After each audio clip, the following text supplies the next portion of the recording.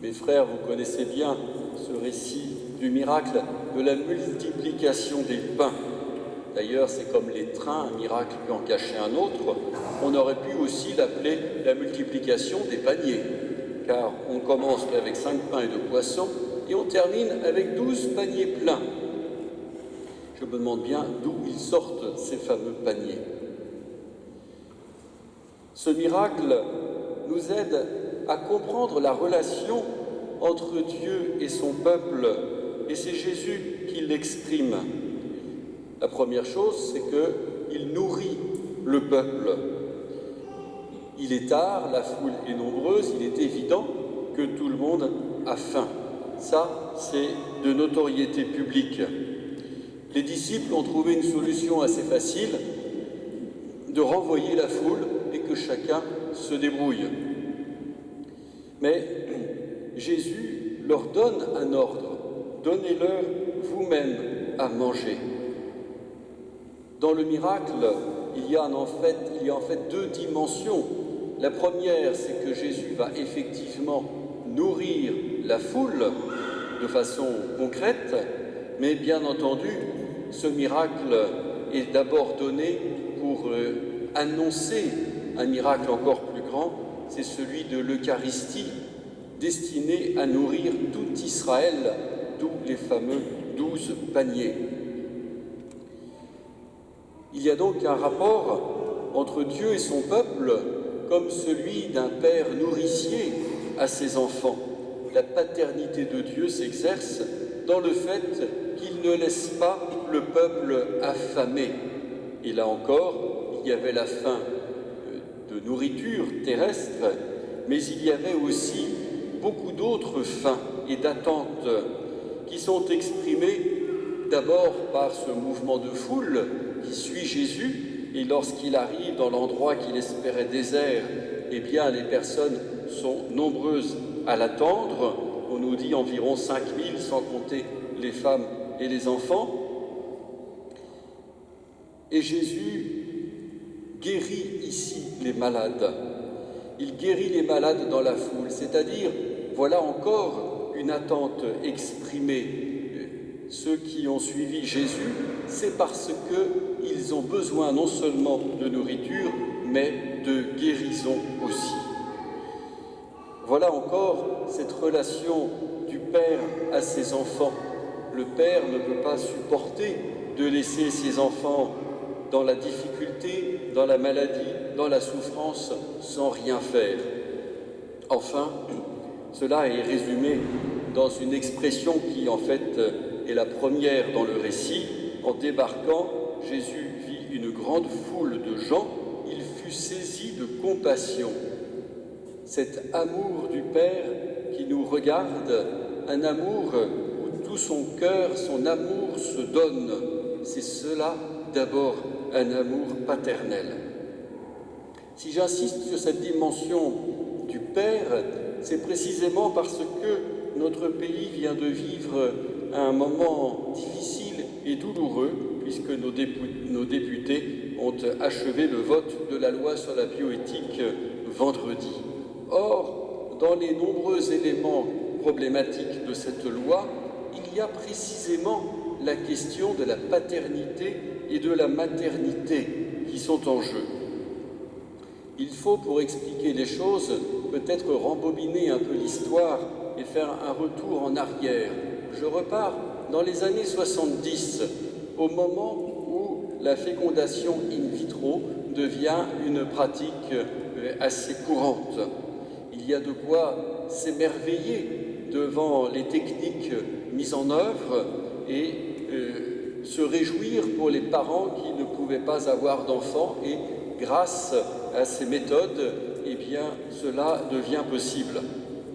Cependant, même si les chercheurs et les médecins, sous la vigilance du serment d'Hippocrate, avaient sûrement dans le cœur le désir d'apporter un bien-être aux personnes, l'Église s'est immédiatement montrée très réservée sur ces techniques, en particulier à cause de tous les à-côtés. Oui, qu'on rende possible des choses que des défauts de la nature humaine ne permettent pas, c'est plutôt une bonne chose, et c'est bien le sens de la médecine. Mais à quel prix? Et voilà la question qui a été posée dès le départ. Je ne donne qu'un seul exemple pour des questions pratiques, des questions de rentabilité sans doute. Lorsque on fait une fécondation in vitro, le médecin féconde plusieurs ovules, tout simplement parce que si l'implantation du premier ne fonctionne pas, on peut implanter le suivant, etc. Ceux qui ne servent pas, eh bien, sont mis au congélateur.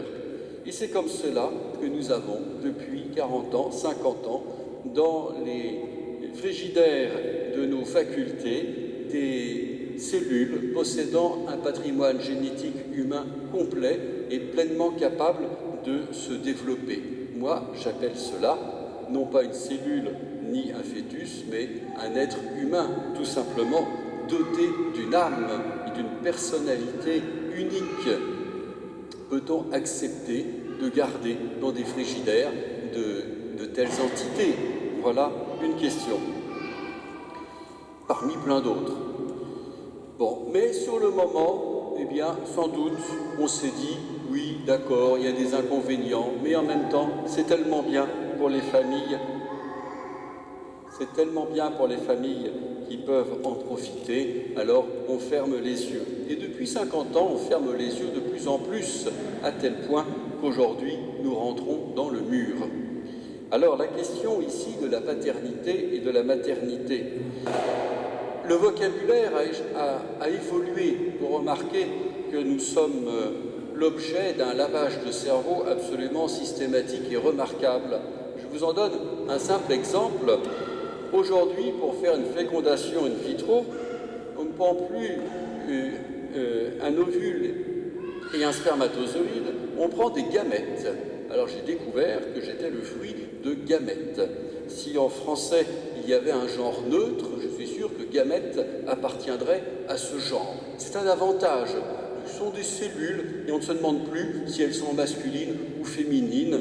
On ne se demande pas non plus d'où elles viennent, ni quel patrimoine génétique elles véhiculent. Donc nous voilà maintenant dans un monde tout à fait aseptisé, de l'ordre de l'idée et non plus de la réalité. Alors parmi les aspects curieux de la loi, eh bien, il y a la question précisément de la revendication de la maternité. Car si effectivement on peut faire une fécondation in vitro avec donc des gamètes qui viennent d'on ne sait pas très bien où, eh bien nécessairement dans un couple, quel que soit le couple, je ne détaille pas ici les choses, mais il n'y a quand même qu'un seul des parents qui peut porter l'enfant. C'est inscrit dans la nature, mais ça reste quand même une réalité.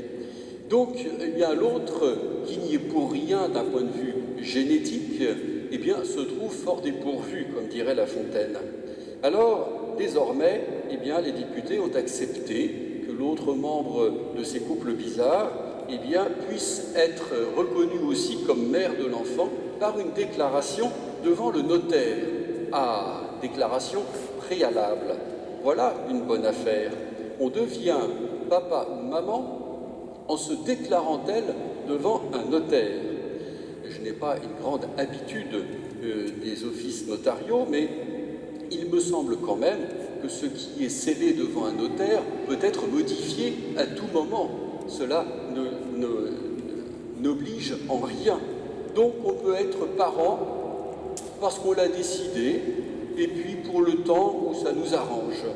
Le résultat, c'est que nous allons être confrontés à la naissance d'êtres humains qui ne savent pas d'où ils viennent, qui éventuellement ne sauront pas non plus qui sont leurs parents, ou en tout cas s'ils le savent, cela n'aura pas nécessairement beaucoup de sens. En tout cas, pas le sens que nous mettons au mot « Père » quand nous dirons tout à l'heure la prière du Notre Père.